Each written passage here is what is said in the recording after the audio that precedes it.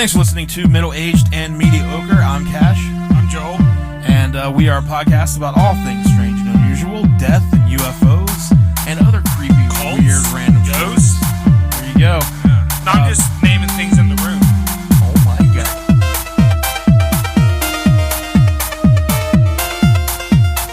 There's a cult of ghosts.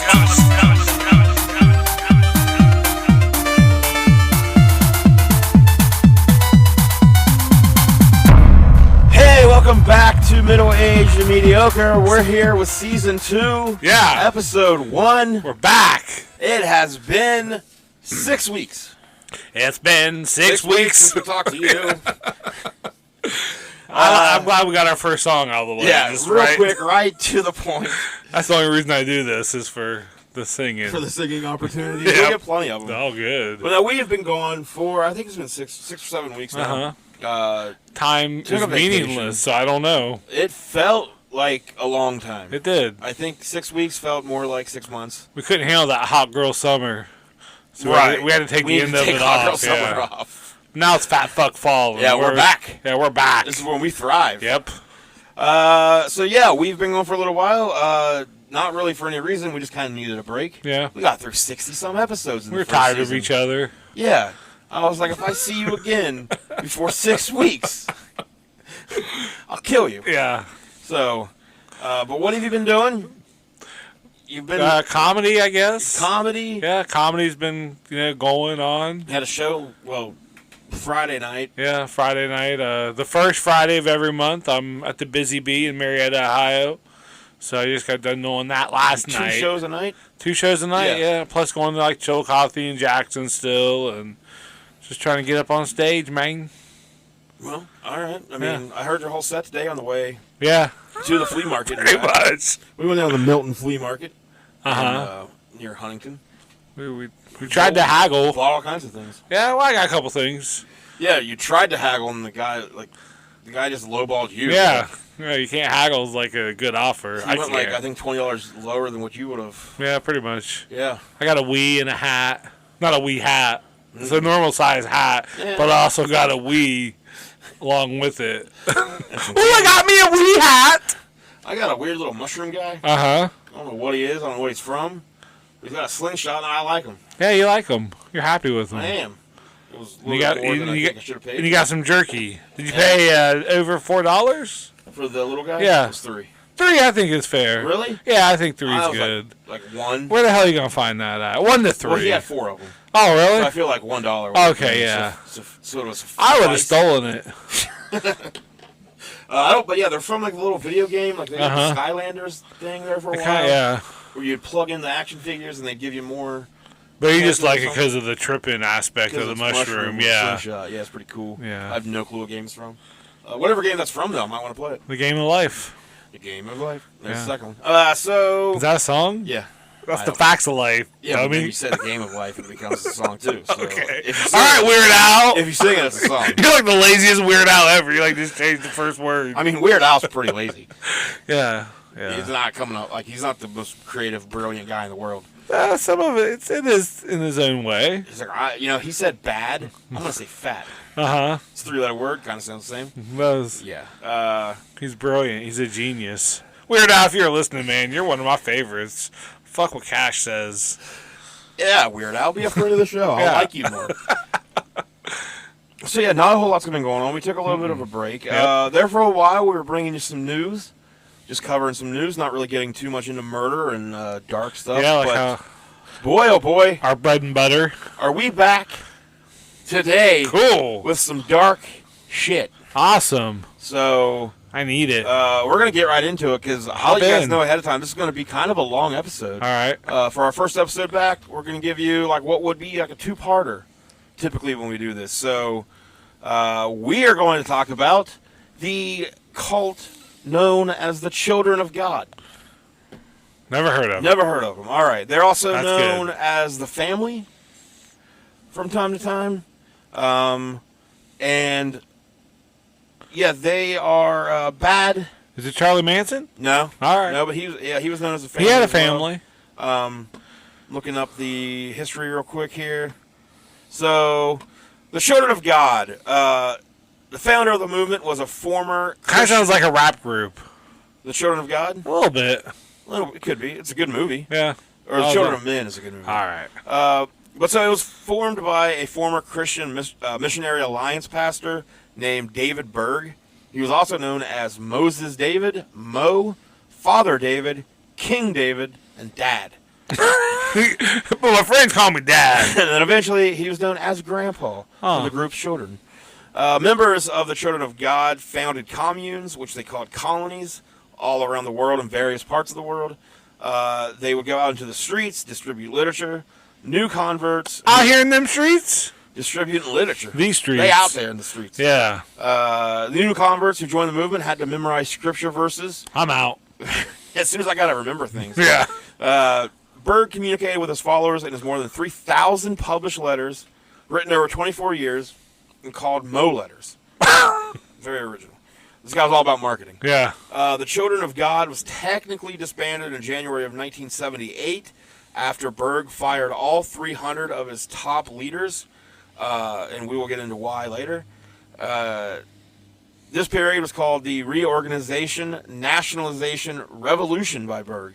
The thing about Berg is he is anti-Semitic, often praised Hitler in his letters, talked about what a good dude that was. That's not very cool. Right. So you're saying Berg? Like Berg, B-E-R-G. Okay. Yeah. I was thinking Berg like... Very, just a real piece of shit was this David Berg. That's Mo. That's what you really need to go into the story knowing. Daddy Mo, piece of shit. Real piece of shit. Okay. So yeah, that's kind of a little bit about them. We're gonna get into. Sometimes people can change that. They're not always a piece of shit. But they used to go out, get some sloppy steaks, slick back hair. Best show ever. So in the late 1960s, Karen Zerby, a good name, was a homely-looking girl with beautiful eyes, and she just was looking for love. Oh. In all the wrong places. She had a bucktooth smile. She wore a pair of thick... Why is history so mean to this lady? And her Homely hair, bucktooth? so there were some pictures of her. The smell that came off of this lady. She was very attractive. She looked a lot like, give me like a little bit of Lisa Loeb vibes. All right. So, she was sweet. I'll stay. But also kind of boring. A friend said that she just had no sparkle. Oh, man. Now, don't feel too bad for her. All right.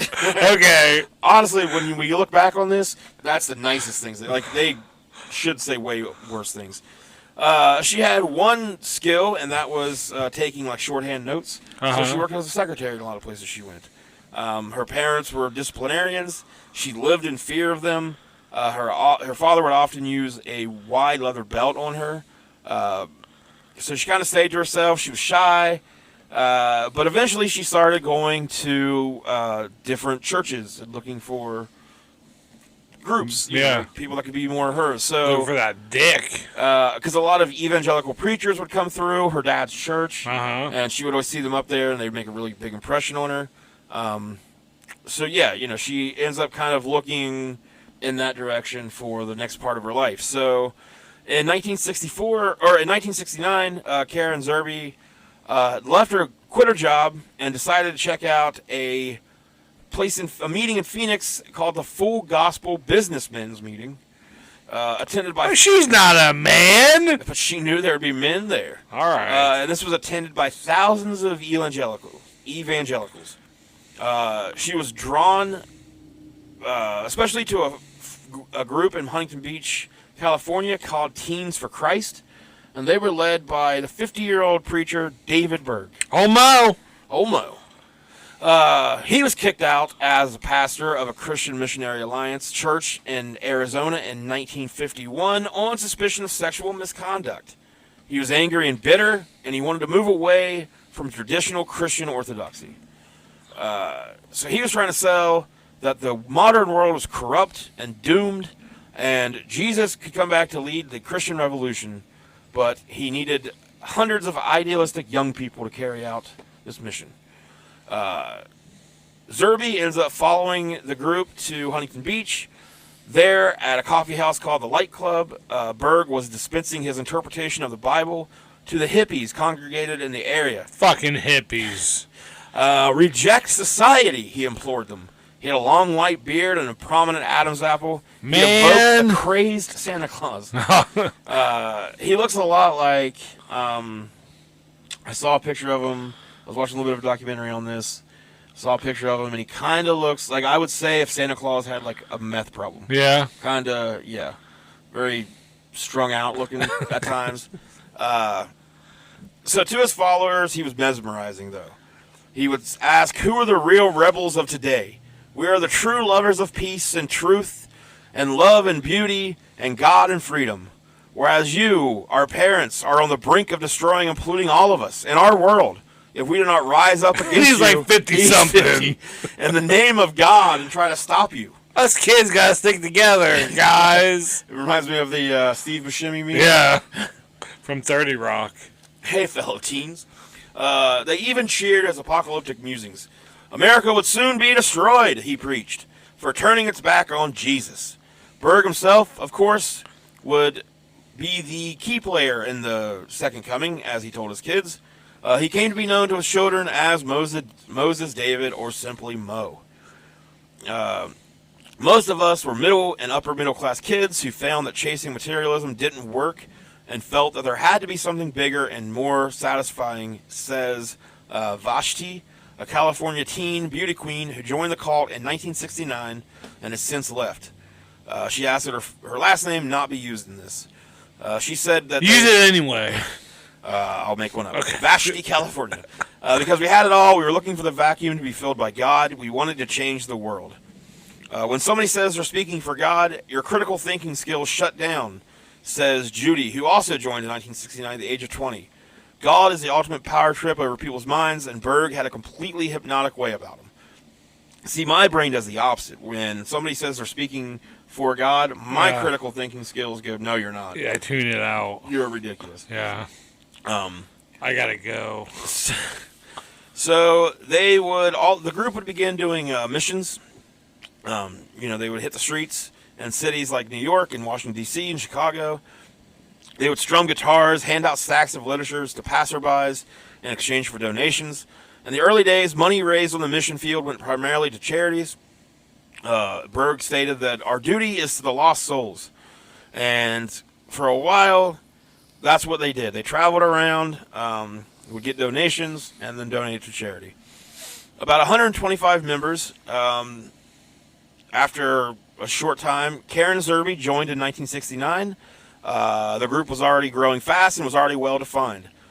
Berg and his followers lived a life in their two main bases, a 5-story building in LA and a ramshackle ranch in West Texas. Very Charlie Manson. Yeah. No premarital sex was allowed, not even dating or kissing or hand-holding. A buddy was assigned to each new member, followed the recruit everywhere, even into the bathroom. Berg named Karen Zerby his personal secretary, and she rarely left his side. He ruled as a dictator, centralizing all decision-making power at the top. And he had a blowtorch temper, fueled by alcoholism. He often addressed the members drunkenly. Berg convinced himself and us that he was the greatest man who ever lived, second to Jesus, says Sam Ajamian, an early recruit. You did things his way or you were out. No other options or no other opinions were allowed. Members separated themselves from society which they called the system. And any outsiders and anybody that stayed in society, they were called systemites. Disillusioned with fame. Even Jeremy Spencer, he was the slide guitarist with the original Fleetwood Mac. He left the band in 1971 to join the Children of God. Oh. Shaving his head and answering the name Jonathan.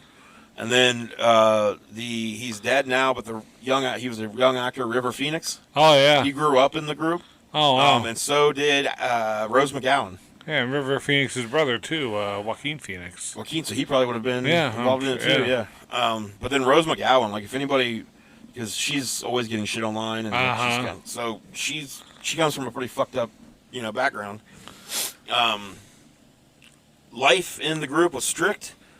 Excuse me. Mornings began with Bible study. Home leader then announced God's orders for the day, such as sweeping floors and cooking. Leaving the home for any reason required formal permission. Berg's goal was simple: absolute control. He ordered Zerby to diet and change her hair and clothing.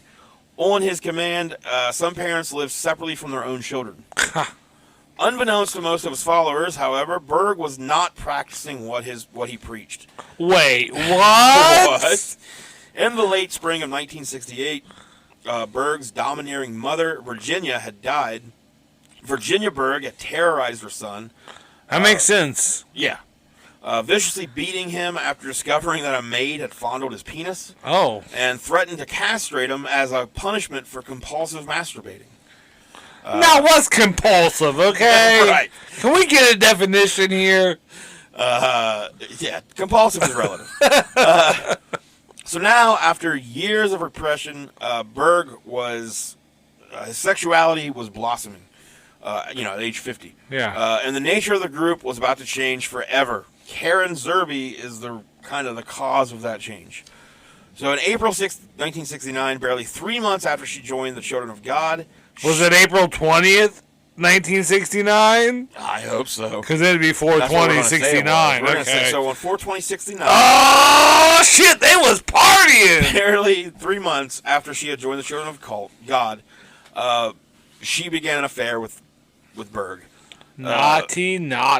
Mo swept aside scriptural morality and embraced polygamy, taking Zerby as a second wife.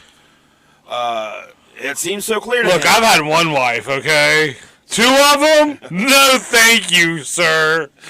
It was clear to him because in the Bible, Solomon, David, Abraham, they had more than one wife. Yeah. So why not Mo? You know what I mean? Why not? Mo should have Mo wives. Mo, what's Mo? So by midsummer, he had dumped his first wife completely, though, after 25 years of marriage. It signaled a shift in his teachings that he signaled the shift in his teachings in a letter sent out to his followers, one of the first of nearly 3,000 Mo letters, written over the next 24 years, which arrived with paragraphs numbered like passages from the Bible and were taken as scripture by the faithful. Berg announced he was replacing the old church with a new church, old wine with new wine. And no fucking with fucking. God had told him to do this in a prophecy. Karen was a virgin until that time and starved for attention, says an ex-member. This was a relationship like nothing she had ever experienced. Many other sexualized prophecies followed. I'm going to put the Holy Spirit up in you, girl. Gradually, what Mo first, said. That's what he said. Then enthusiastically, Berg's followers bought his new line in much the same way that Mormons swallowed founder Joseph Smith's proclamation that polygamy was the teaching of angels a century earlier. They swallowed Joseph Smith right down. It was a lifestyle that moved them closer to the Almighty. Mo wrote, "If you'll even take a look at Bible history, you'll make the shocking discovery that most of God's greats had oodles of wives, women, mistresses, harlots, and what have you. Leaders of the communal homes took these words to heart, and the sexualization of the group spread. Wife swapping and orgies became sanctioned and scheduled events.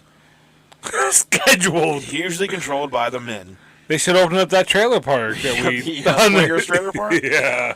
Deborah Berg later recalled, "My father was a man imprisoned by his own lusts, consumed with the desire to satisfy self, regardless of the consequences or the lives he would hurt or destroy. Fucking over everything." Inside the Children of God, the more a young woman yielded to Berg, the more revolutionary she was considered. Ugh. Vashti says, "I was so indoctrinated at the time, I accepted what Berg did sexually without question. Even amid an increasingly zealous and unhinged flock, no one seemed more fervent than the former secretary from Tucson. Karen Zerby bought into Berg's doctrines and personal practices, heart, mind, body, and soul. She was naive, but that naivety was replaced by a fierce loyalty to him. She changed her name to Maria, and within the group, she was affectionately known as Mama Maria." That's so crazy they changes their name just to, like, completely erase their identity. She changed her name. Yeah, well, I She mean, I'm wanted to sure change he... Wow. Yeah, I mean, she definitely lets him, like, she Yeah. buys into everything he says. He's charismatic. So, with the Children of God rejoiced, where am I here? While the children of God rejoiced at creating their own insular world, outsiders were less enthralled. After losing contact with their kids, a group of parents began to publicly label the children of God a brainwashing cult and tried to kidnap their loved ones back from the communal homes. Frightened, Berg and Zerby decamped to London in 1972 and established a base in a big empty factory given to them by a British millionaire. He never lived in the United States again. To avoid the prying eyes of systemites, the family discouraged property ownership of any kind. Berg instructed his flock not to vote, don't pay taxes, don't open bank accounts. Homeschooling was widely practiced, and few children were educated past high school. From London, as the sexual revolution raged on, Berg used his skewed reading of the Bible to justify more extreme displays of free love.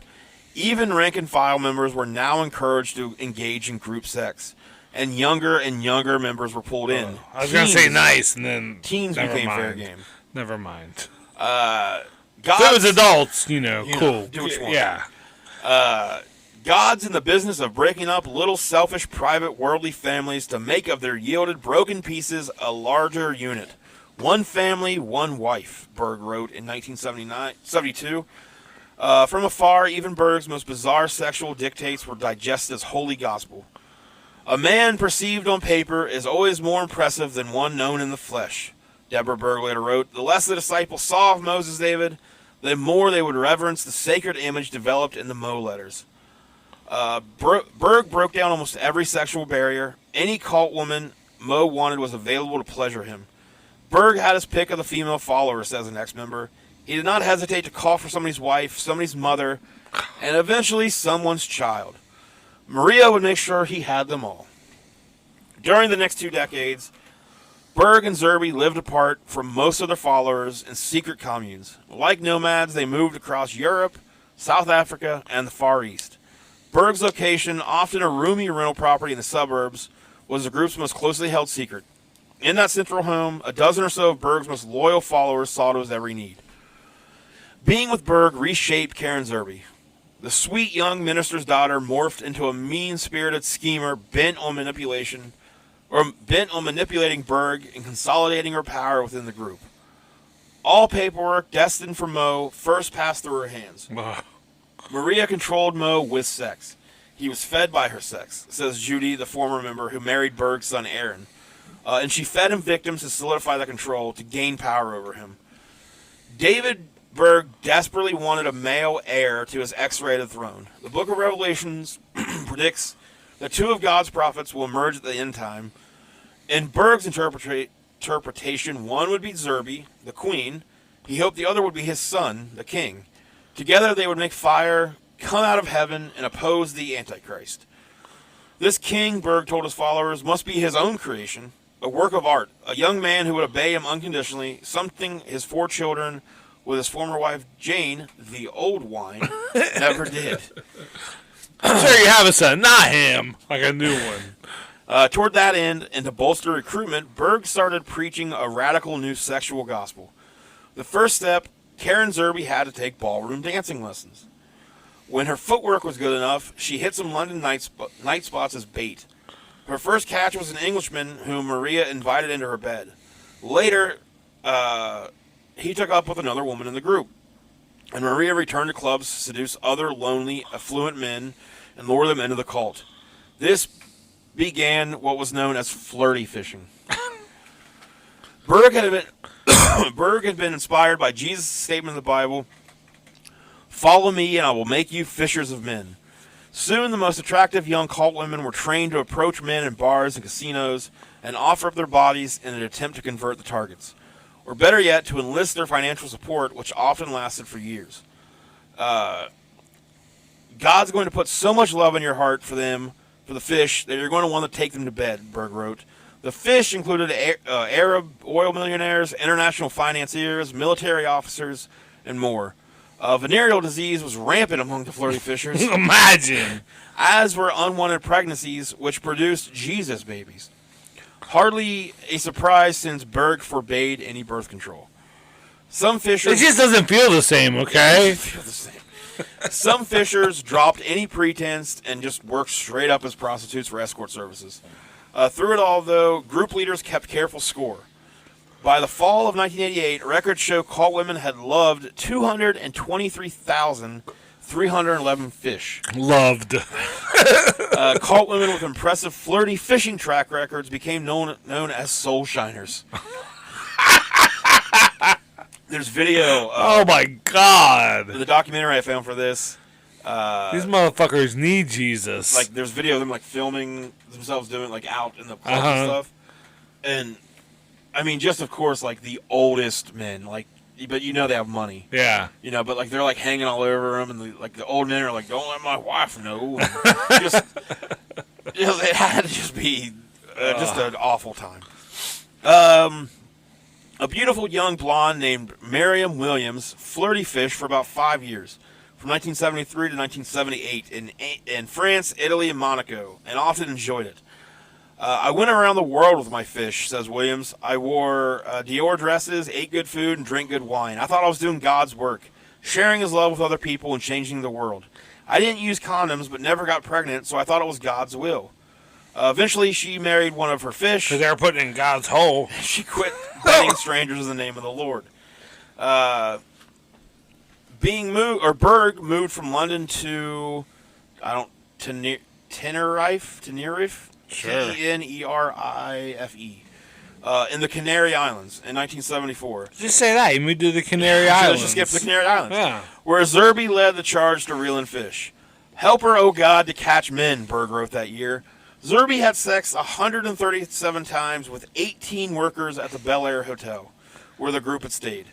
Who is keeping track of these numbers? So they had a... Because where they kept track of, like, were they 223,000 or whatever? Yeah. These were called FF stats. Like, they kept official record books, flirty fishing stats. Oh, my God. They, like, released baseball cards and, like... So, eventually she had sex with a hotel waiter named Carlos and became pregnant. On January 25th, 1975, Richard Peter Rodriguez was born. And we are going to take a break right there, get an ad in, and then we will be back with the rest of this story. Gasp. Shock and awe. Chocolate malls. Chocolate mall. We're back, season 2, motherfuckers! We are back with season 2, motherfuckers. So, although Berg never formally adopted Ricky, he treated him as a son. From the moment of birth, Ricky, a.k.a. It's so hard to say, Davidito, was trumpeted as the Messiah who would lead Berg's flock after the prophet left this earth. I thought it had to be his son. Close enough. He just because he was also fucking her, so like. So you know. Yeah, he was getting that uterus ready. Basically, yeah. He was getting that way. He was getting that uterus ready. Okay. Just headbutting it. I got you. Just massaging it with his tip, and then someone was finally able to get some in there. And it was old Carlos, it was a hotel waiter. So they got the best stroke. They were usually, recruiting all these like wealthy people to help fund the group, and she just was like, "How about a hotel waiter?" Mm-hmm. No judgment. No. I mean, I'm judging everybody in this, but not for that. Exactly. Ricky was the prince. We all grew up reading comic book stories about his life, says Gabriella Thompson. Ricky Martin? An American who was born into the cult. These comics, hundreds strong, like hundreds of comics, depicted every detail of Ricky's life as a toddler and were eagerly devoured by the growing ranks of children of God around the globe. By now, those numbers were more than 3,000 members, living in 228 communal homes worldwide. To the true believers, the day-to-day life of Ricky Rodriguez became more familiar and vastly more important than that of their own children. Ricky may have been the Messiah, but he still had an absentee mom. Zerby was too busy with group business to devote time to childcare. That task fell to young cult women, two of whom were elite members of Berg's flirty fishing squad. Sarah Kelly, a.k.a. Sarah Davidito. I don't know. Davidito. I don't know why I can't say that. And to a lesser extent, Angela Smith, a.k.a. Susan Joy Cotton. They were charged with bathing and dressing Ricky, teaching him the ways of the world, Ricky ate the best food, wore the best clothes, and almost never left Berg's home. And Hell of a life. so now we're about to get into some shit. Okay. So it's rough sailing from here on I'm out. buckling up. Angela was a thin, spacey blonde who had drifted into the cult from her home in Virginia in the early 1970s at the age of 18. And she would spend 30 years as Zerby's personal secretary. She was one of those stupid girls who signed up with the cult and ended up being one of the most dedicated, mindless followers of Berg's inner circle, says Don Irwin, who was born into the group and later angrily abandoned it. Berg admired Angela for her secretarial skills and her ferocity in the bedroom. He loved that she regularly achieved multiple orgasms and encouraged her to parade around the home Fake. wearing just panties or completely nude. Did you come? Oh yeah, baby, like 4 times. I feel like you've been, never mind. No, I mean I'm just saying this fucking guy. Yes, This fucking guy. Like Angela, Sarah had a seductive exterior that concealed a quick temper and a mean streak. She was perhaps the most fanatical of Berg's disciples. She eagerly offered one of her own daughters, then 7 years old, to Gross. Berg for sex. Shut it down. Start over. An ex-member says most of the other members hated her guts. As many would soon learn, Sarah and Angela's teachings went far beyond kids' games.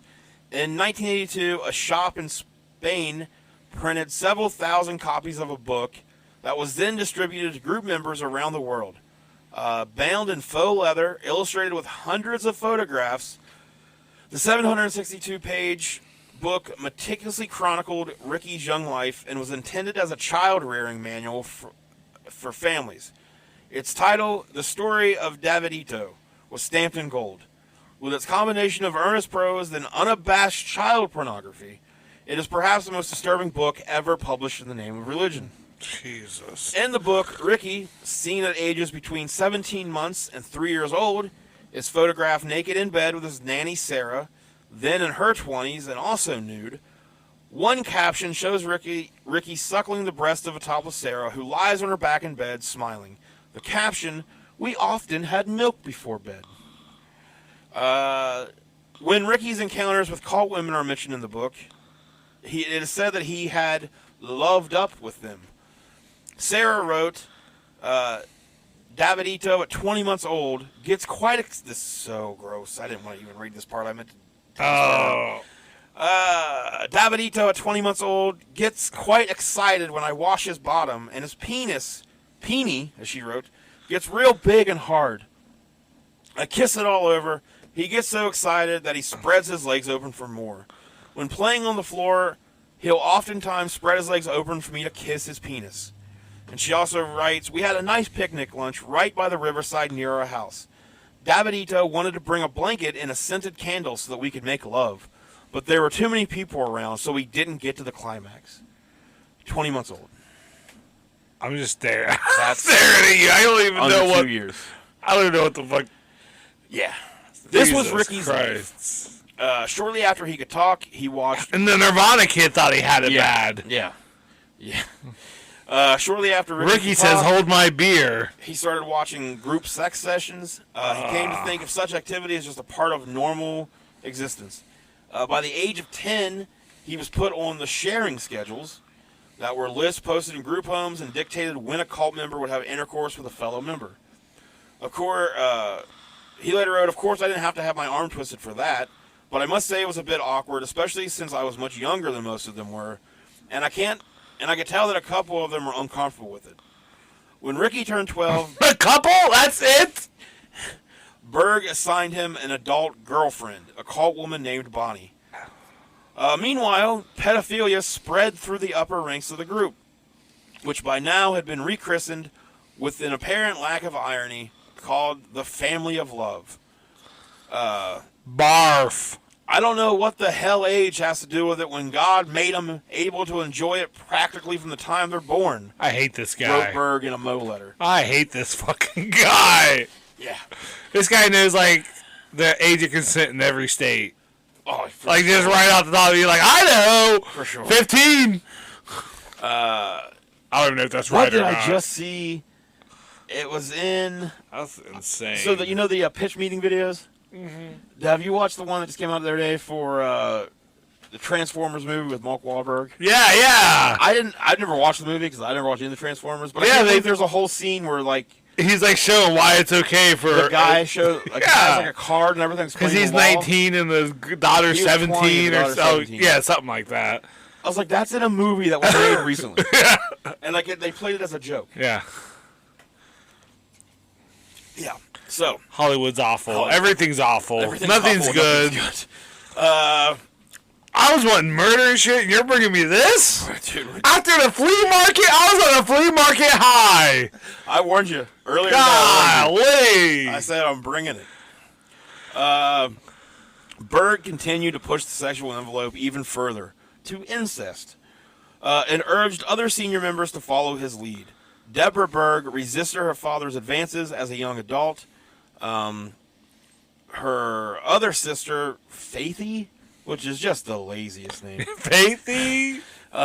She did not resist the advances. Mo would masturbate her when she wasn't even yet 10. Come on, man. In the 1980s, girls as young as 9 danced in see-through caftans and stripped for their leader as a camera rolled. I gotta kill this guy.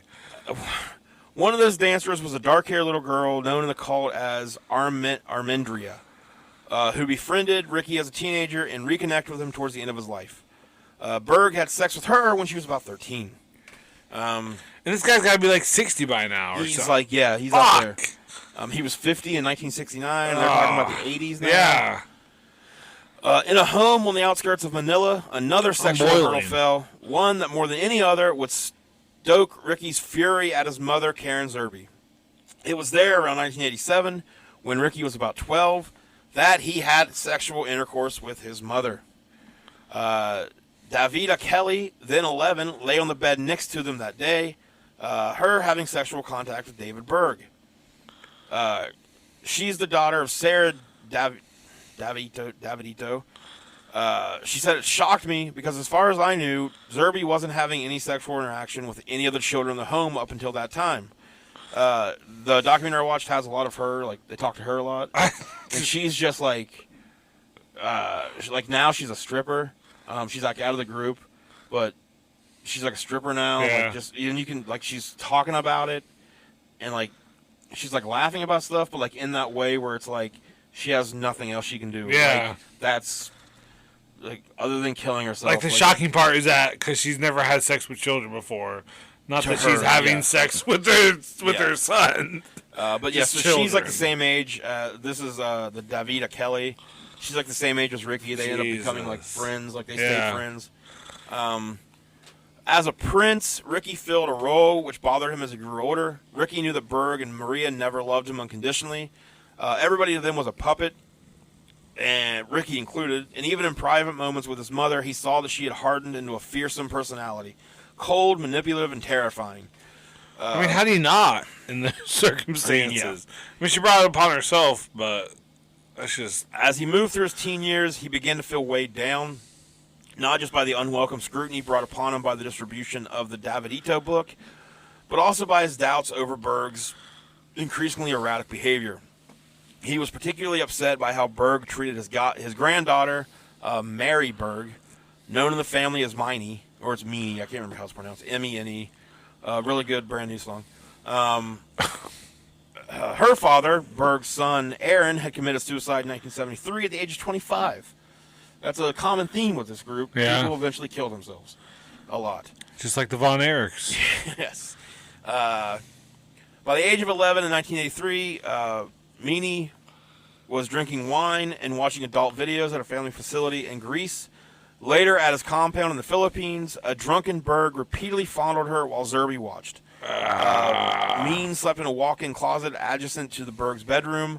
Years later, in an email to a friend, Ricky wrote, her own grandfather, under the guise of bringing her into his home to be a safe haven, really just wanted to get into her pants, because after all, he liked doing his daughters so much.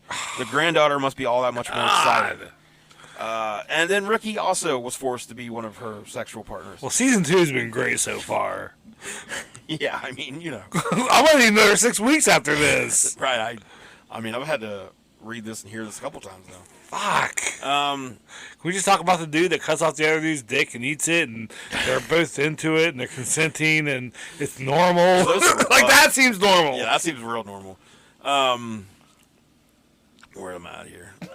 Sorry. He was having sex with his granddaughter. So, yeah, she's, unfortunately, so, where am I getting here?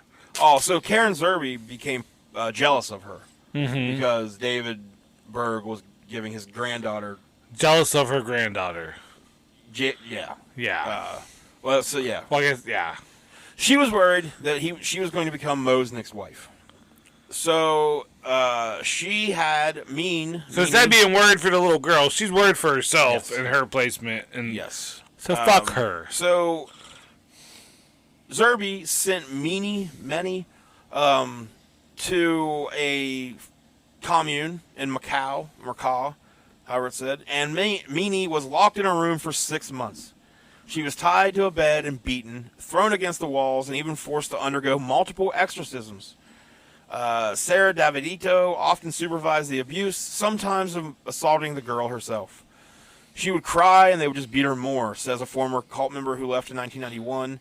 Every day, Ricky would see the new cuts or bruises on her. She'd ask him for help, but he couldn't do anything because he knew that everybody was in on it and was a part of it. Yeah. He would continually have nightmares about seeing her screaming in that basement. Eventually, in the early 90s, she was institutionalized in Texas. Today, she is a frail, this would have been written a few years back, so probably like 40-year-old, addicted to meth, turning tricks on Southern California beaches and struggling to stay alive. A friend says that she's just given up. She's basically just committing suicide slowly. White men are the fucking worst. The worst. Jesus the Christ. Goddamn worst. White men in power. Any power. Well, this was okay. So of course he was sexually assaulting her. Yeah. But like he's not even the one that sent her to get like that's Karen Berg. Yeah. So but it's because that was also fell underneath this man's spell, just because this guy had to get fucking off. So, Jesus. As word of his more egregious practices spread outside the group, he ordered some changes in family policy. In 1986, he instituted a ban on adult minor sex. So, hey. We've got to draw a line somewhere. Clean up our act. Yeah. The following right year, around the birth of Nickelodeon. The following year, he called a halt to flirty fishing, mostly because of the AIDS crisis that was going on at the time. And he directed all copies of the Davidito book be destroyed. That's evidence. That's what they call evidence. Yeah. So every time law enforcement agencies around the world would come after the family, its leaders would work hard to duck any accountability. Investigations in Argentina, Italy, Australia, Spain, France, and the Philippines brought bad publicity and resulted in the temporary removal of hundreds of children from group homes. In each case, however, charges were eventually dropped due to lack of evidence. According to sources, the family was by that time communicating via military-grade encrypted email. The largest investigation of the group took place in England in the early 1990s, when the grandmother of a young boy living with his mother and the family petitioned a British jurist, Lord Justice Ward, hell of a name, for custody. He ordered a sweeping investigation of family doctrines and activities, and personally interviewed a number of abuse victims. Meanie included, finding the torture she suffered to be barbaric and cruel.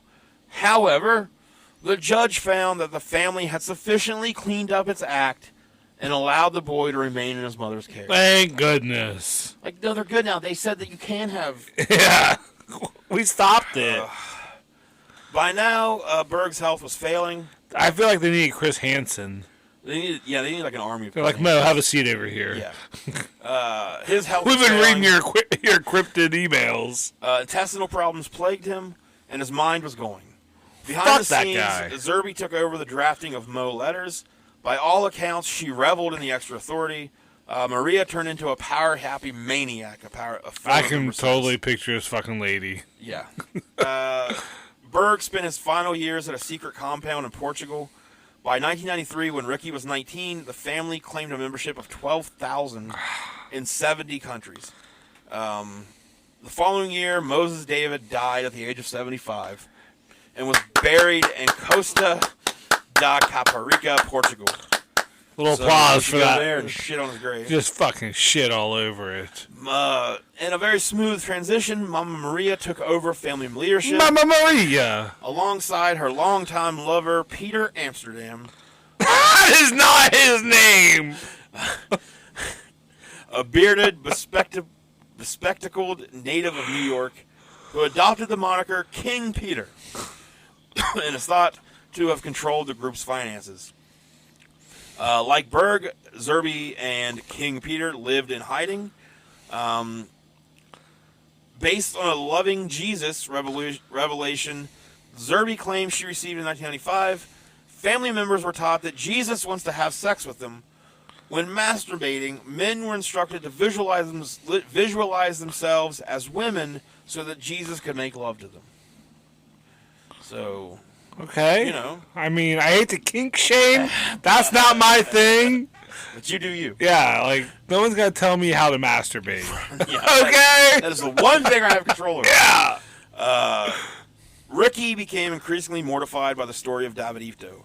He objected when anyone called him by that name. Let me see. So Ricky didn't want any part of the plan. He was trying to get the hell, just didn't want to be involved in this anymore.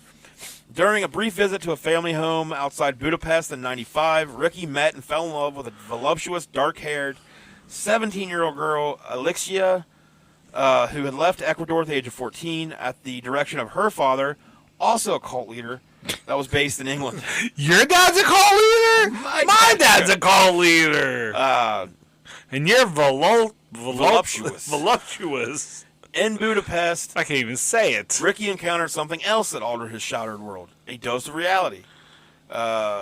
Ricky was always the chosen one, but we didn't treat him that way, says Tiago, a former family member who met Ricky in Budapest. We thought of him as someone who needed a friend. Ricky was pretty happy in his Budapest home. There weren't the family rules like there were in other places he had been. He had a lot of freedom. He would be able to just kind of take off on his own. At age 20, he left Budapest for Russia. Him and the family drove around in vans. People say he had the time of his life, just partying, staying out as late as he wanted. People actually liked him for who he was, not who he was supposed to be. He was always, there was no book to him. He was always humble and soft-spoken. Baby around. But he never acted like what he was supposed to be, like a little prince, For a time, he came to life, but it wouldn't last. Zerby ordered him to return to the compound in Portugal. Only when she grudgingly allowed her son to bring Alexia did Ricky agree to come back. With Rick mingling with this general population now, Zerby was very worried that he was talking openly about all the sexual excesses and pedophilia that he grew up with. He was starting to talk to people, and word got back to her. Don't tell no one, Ricky. As he headed back to Mama Maria's compound, he was in turmoil. He questioned the family's approach to religion and thought of leaving the cult. Deep down inside, he didn't believe in all the prayer and the trusting in God, Tiago says. In fact, Ricky had stopped believing in God altogether. But he was hesitant to walk away from the church. He knew that children of early members had fared disastrously after leaving the cult behind. Alcoholism was a common issue. Female members had often drifted into stripping and prostitution. And in recent years, a wave of suicides decimated this damaged collection of young people who seemed to find living in the system too much to bear. Josh Likens, who left the family at the age of 18 after suffering physical abuse, shot himself in the head on January 26, 1999 in Arizona. Ben Farnsworth, the son of a top family leader, jumped to his death from a roof of a building in Hong Kong. Family leadership says that there's only been about 13 suicides in the past 10 years. Or 10 suicides. Puts the number of suicides in the past 13 years at 10.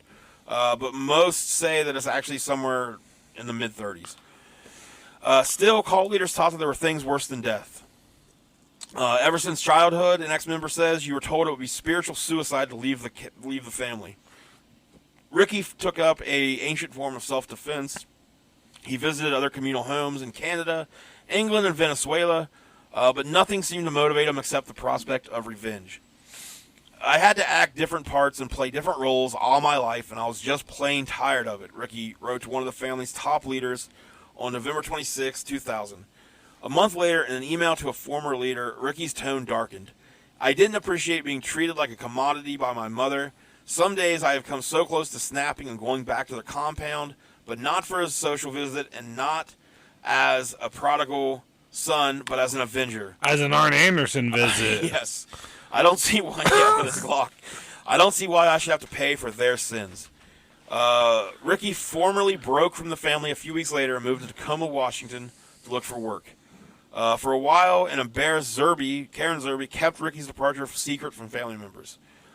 Life in Tacoma, Arizona, meanwhile, did not turn out to be the fresh start Ricky had hoped for. As much as he detested the family, he struggled outside a support system. I mean, how could you... I just feel like that would be come so... back into the real world. Yeah. Unemployed, he crashed at friends' apartments, sleeping on the floor. Zerby would send him $500 a month, but that would disappear quickly.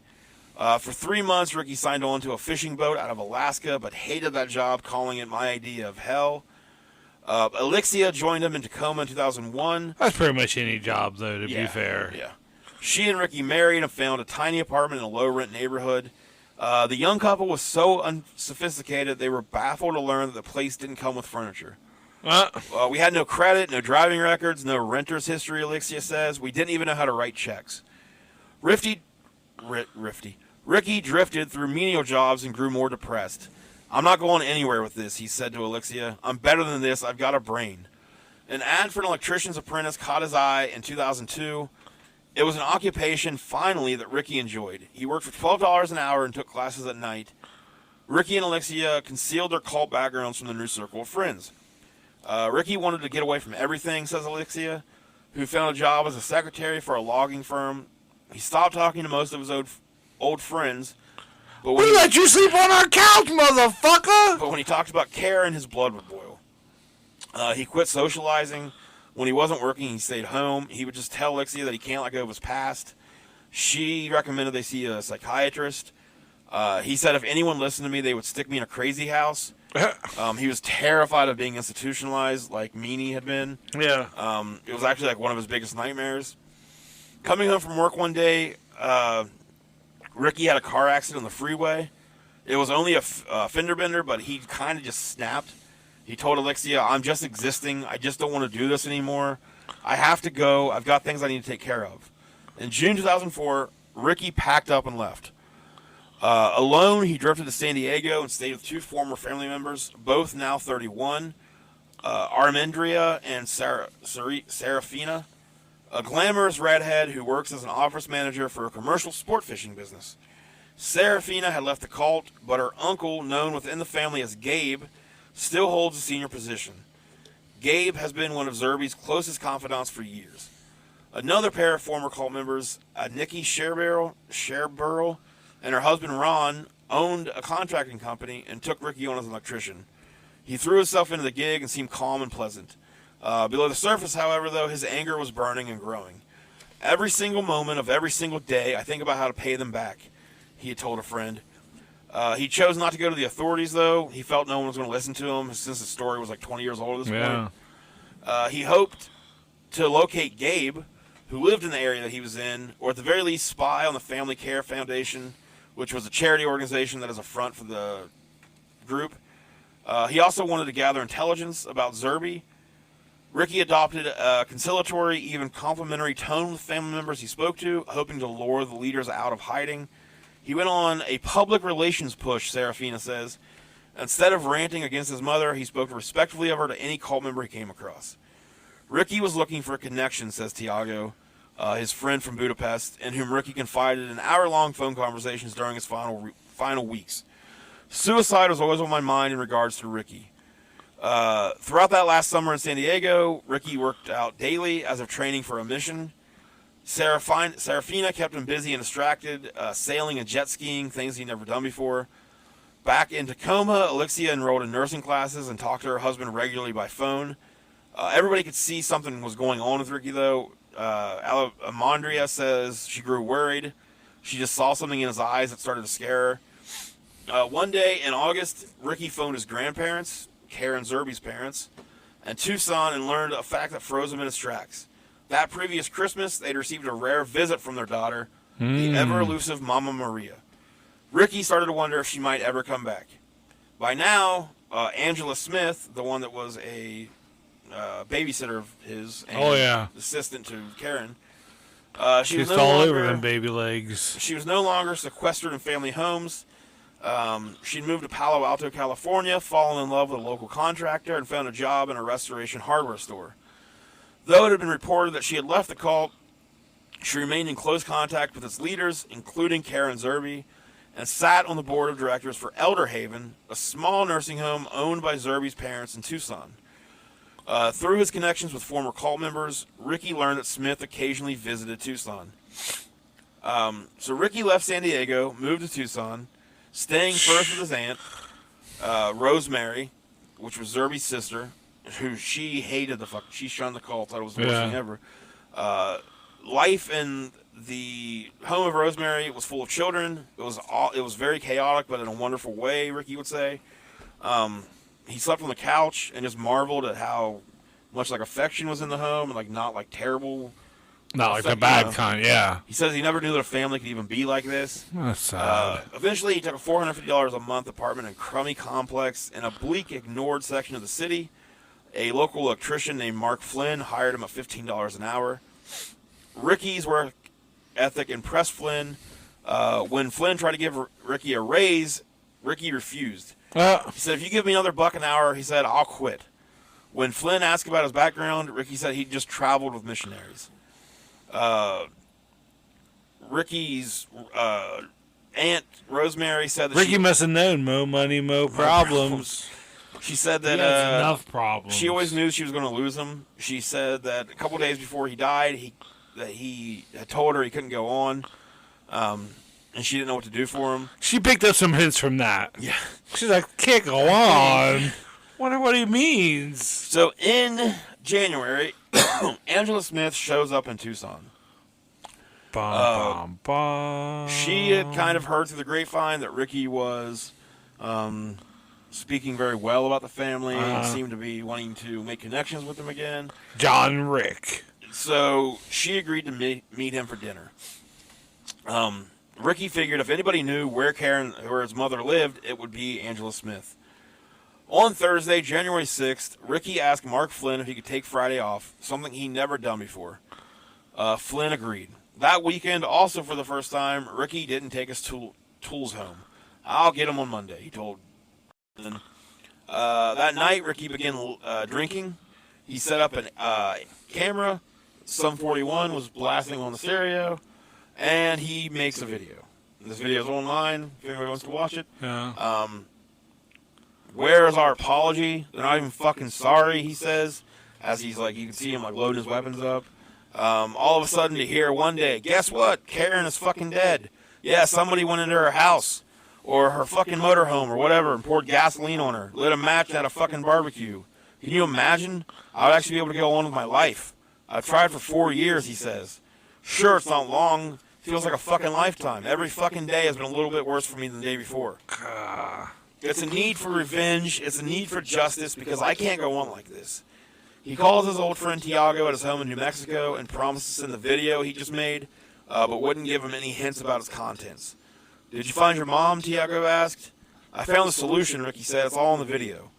Dude, you really sound happy for a change, says Tiago. Yeah, I'm drunk, Ricky said.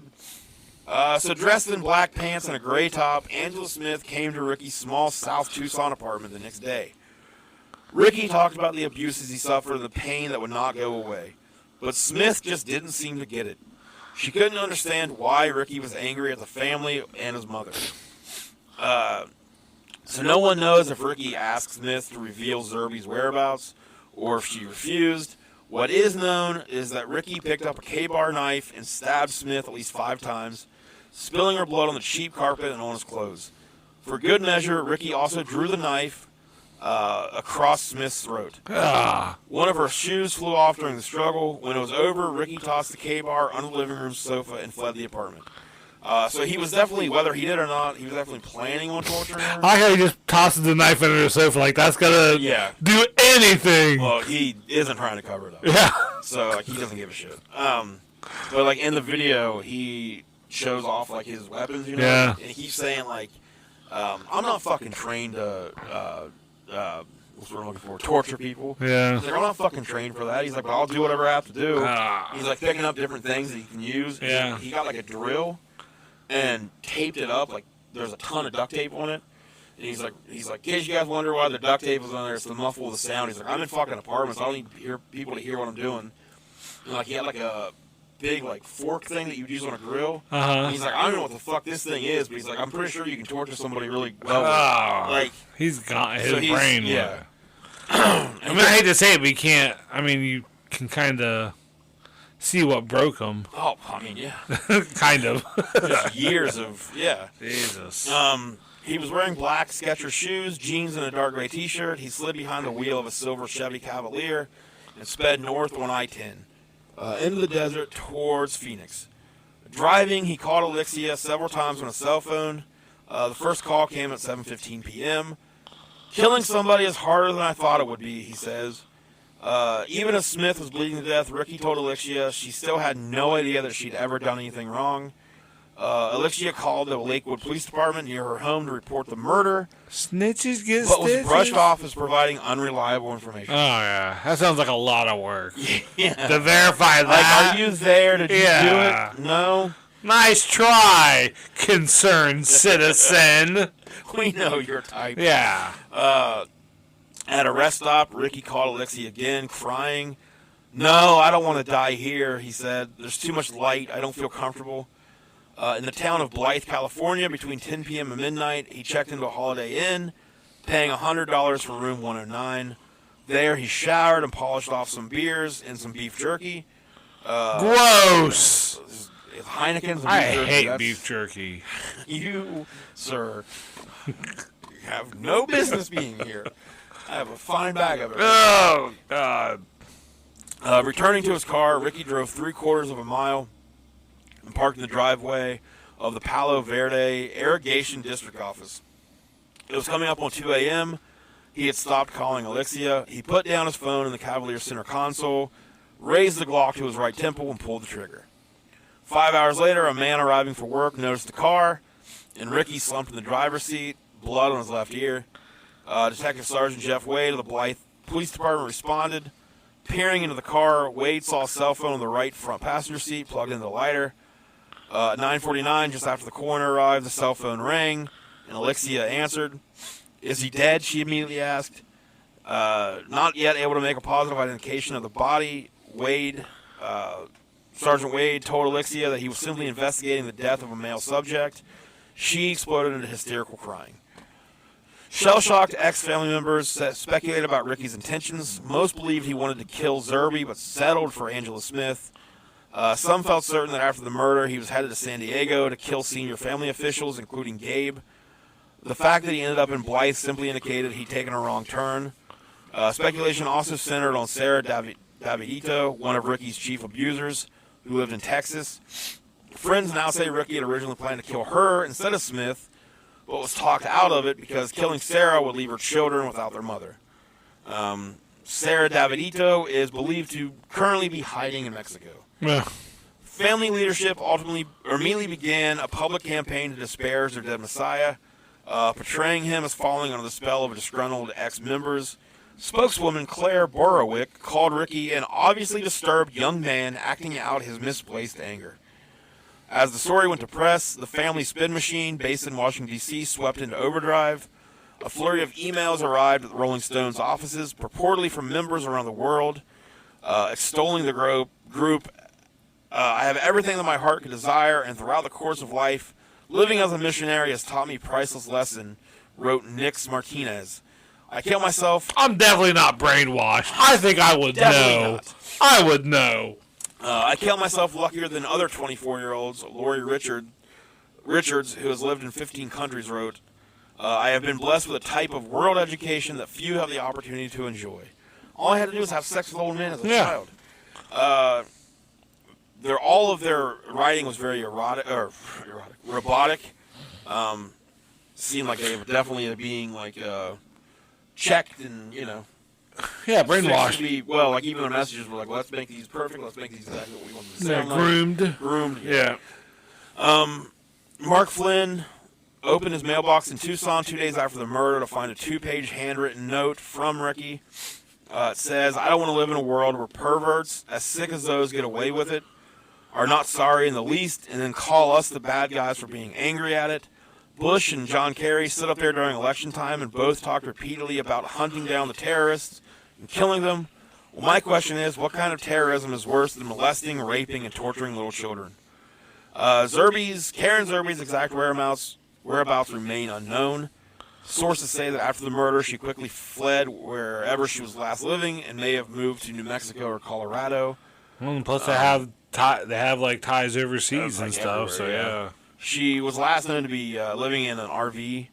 Hopefully, she's dead. Hopefully, I think they said that like the last time she was going blind. Yeah. So like, hopefully she's just miserable and too much masturbation. Hopefully she's not dead. Hopefully she's just fucking miserable. Miserable. That'd be good too.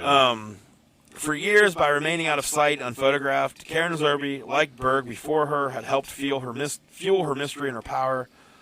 All that changed in March, and 2 months after the violence, when, in an unprecedented breach of security, recent pictures of Zerby were posted on an anti-family website, xfamily.org.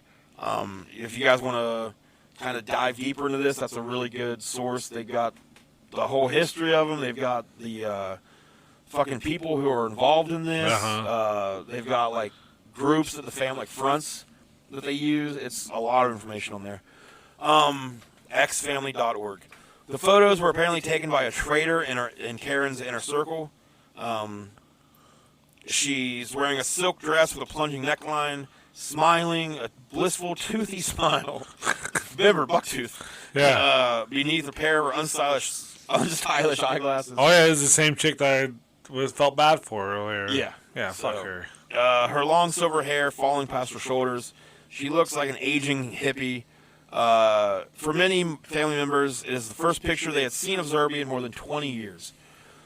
Then Mama Maria fought back. She put up a website of her own, RickyRodriguez.com, chock full of never seen before photos of Ricky as a child, grinning and playing. Look how happy he is! The Lord, Zerby reported, had talked to her directly about her dead son. I know he'll take care of you for me until we meet again. And that's the story of the Children of God cult and Ricky Rodriguez. Well, that was season 2. That shit's over. I was very disappointed. I mean, not that I think Ricky didn't do what he could do. Yeah. But the whole time I was like watching the documentary and reading the story. Like, I was just really go hoping, kill them all. Yeah. I was hoping for like a real good revenge. That's why I said John Rick. It's like John Wick. Yes, but John Rick. Because of Ricky. Yeah. That would, But I don't know, like, if he kills the first woman and, like, does he realize, like, fuck, I can't do this? Like, yeah, what's the point of just more? I can't keep killing people. Yeah. Like, that was awful. He even said, like, killing someone's not as easy as I thought it would be. It's hard. It's difficult. Take it from me. Yeah, so a bunch of people in that one that, like, there's not many people to cheer for. Kind of fuck Karen Zerby, but at the same time, like, she was brainwashed the same way a lot of others were, so. When you cross that line, it's like a brainwashed victim to a willing participant. If you want to keep going back, David Berg, his mother and his nanny, apparently. Seems like they both abused him in different ways. So, people are fucked up. The world's fucked up. People are fucked up. Yeah. Cool, man. Cool. Cool. That's what I wanted to bring back. I'm glad you brought me back down to earth here. Yeah. Yeah, I was worrying these past 6 weeks you've gotten too good of a positive outlook. I figured, nailed it. Positivity. Together. Yeah. So I just wanted to bring you back down. Good work. So you're welcome. Good work. How dare you start to be happy? Don't worry about that. But can you wash off a little bit of this filth? With you want to feel good? You want to feel? Let's go feel good. Play the music.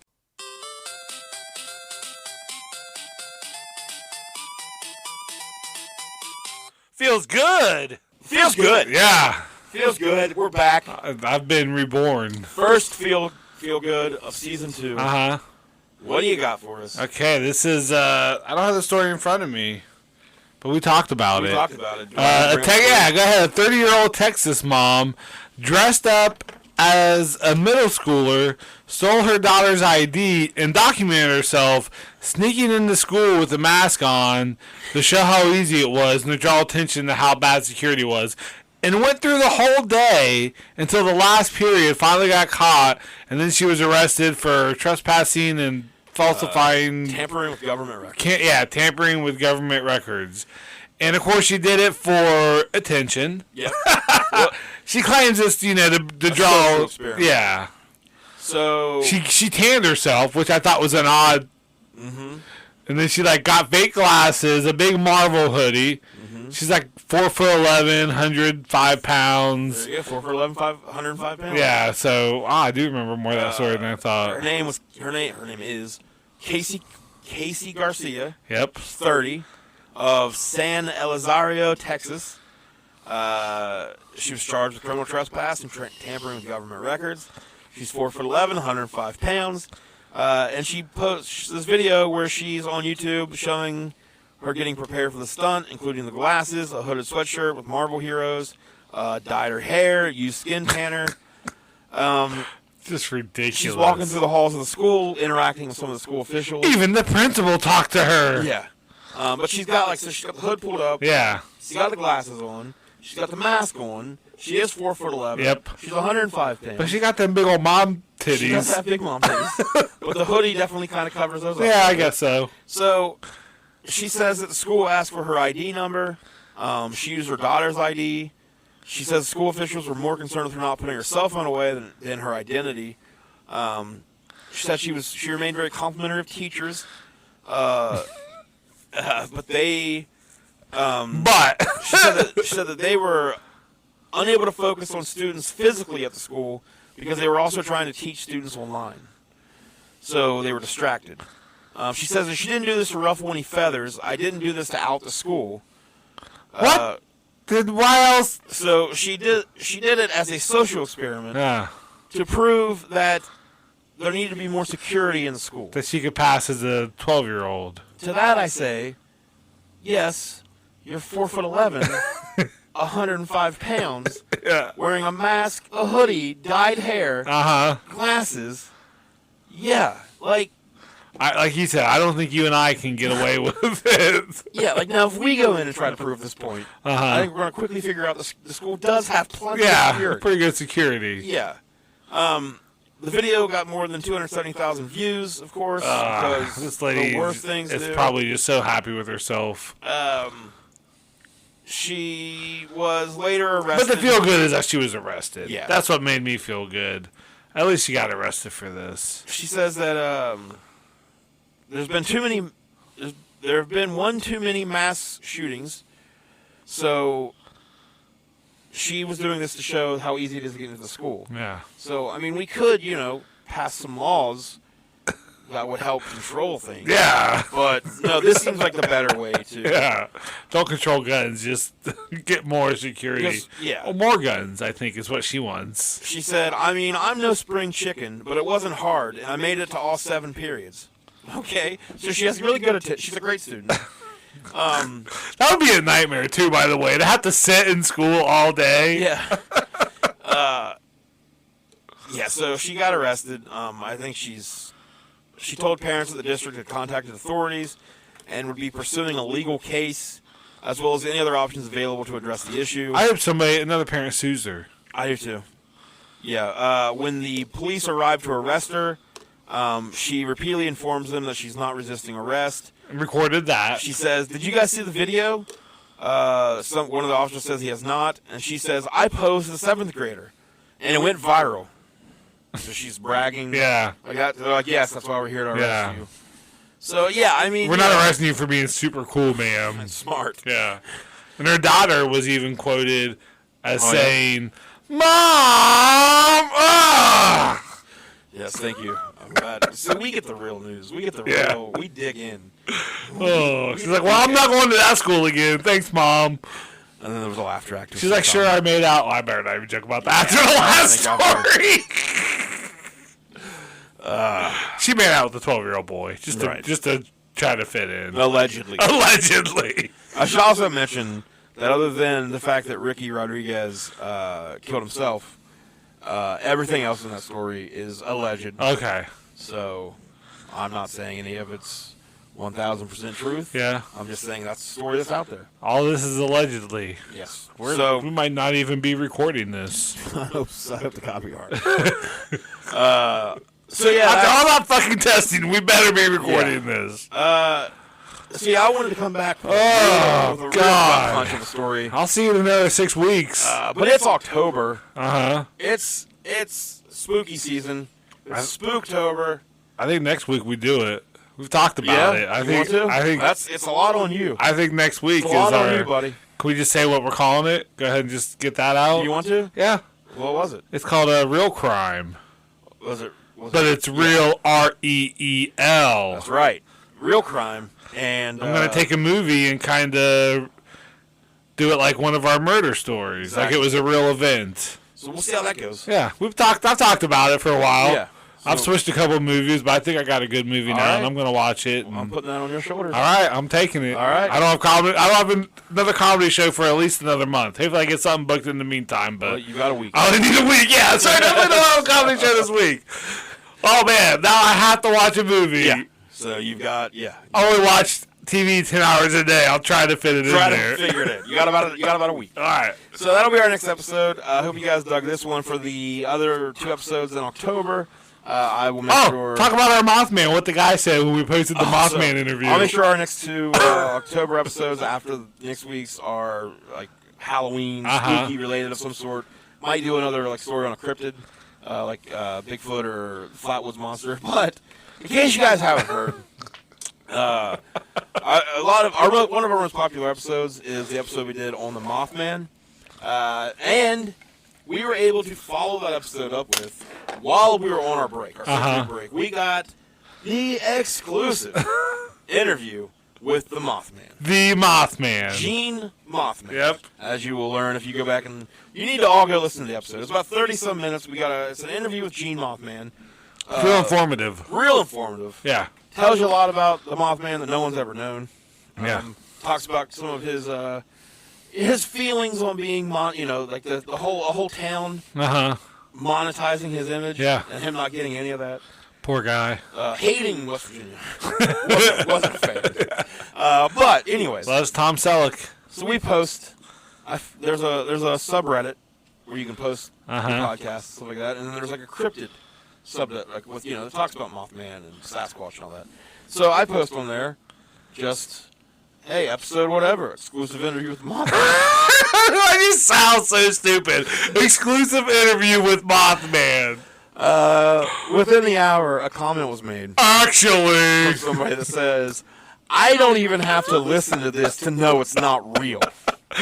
So our charade didn't even last an hour. I can't believe someone saw through it so quickly. Yeah.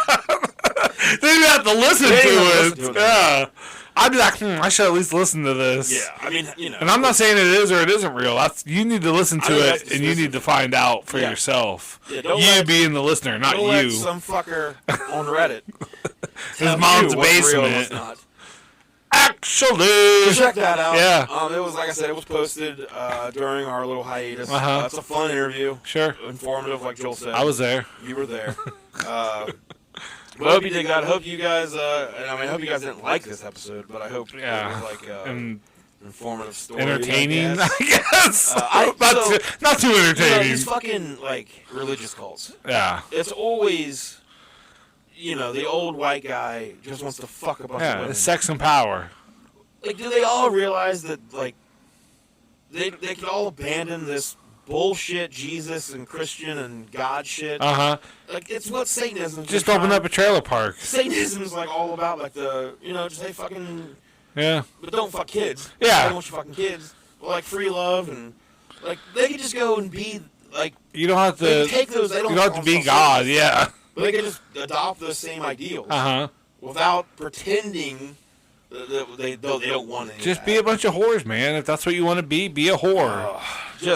You don't have to like ruin lives because of it. I would like if this show became us traveling the country or the world, finding cult leaders, and like in Clerks, or what movie is it with Jay and Silent Bob, where like they go to the homes. Clerks 2. And they just beat the shit. Yeah. Ding dong. Beat the shit. I want to do that. Okay, let's go. I think it'd be awesome. Give to our Patreon so we can do that. Yes, we don't have one yet. But oh, okay. We have one. But we can donate on Anchor.fm. Yeah, you can go on there and subscribe, be a member.